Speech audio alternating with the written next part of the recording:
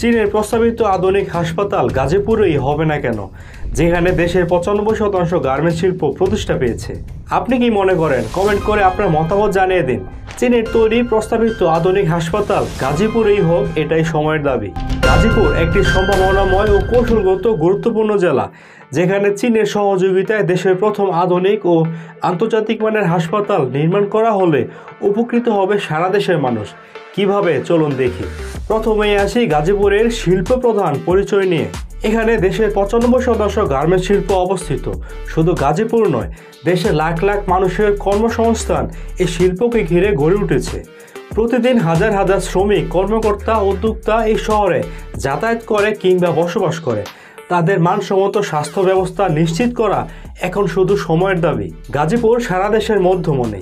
বাংলাদেশের ভৌগোলিক দিক থেকে গাজীপুর একটি মিডল পয়েন্ট বা কেন্দ্রস্থল। দেশের 65 জেলার মানুষ এই শহরে বসবাস করেন, কাজ করেন, শিক্ষা ও ব্যবসা পরিচালনা করেন।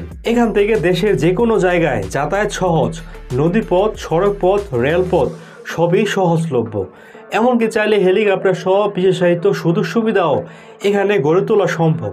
রাজধানীর চাপ কমাতে এবং দেশের বৃহৎ জনগোষ্ঠীর জন্য সেবা পৌঁছে দিতে গাজীপুরই উপযুক্ত স্থান। ঢাকা শহরের ওপর বর্তমান চিকিৎসা ব্যবস্থার চাপ অসহনশীল। একটি বৃহৎ হাসপাতাল গাজীপুরে হলে শুধু ঢাকার চাপই কমবে না, বরং 64 জেলার মানুষ এখান থেকে চিকিৎসা নিতে পারবে।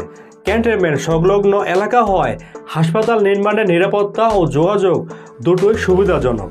চীনের মতো শক্তিশালী অংশীদার যখন বাংলাদেশের স্বাস্থ্যখাতে বিনিয়োগ করতে আগ্রহী, তখন জায়গা বাছাই হতে হবে কৌশলগত ও জনবান্ধব চিন্তায়।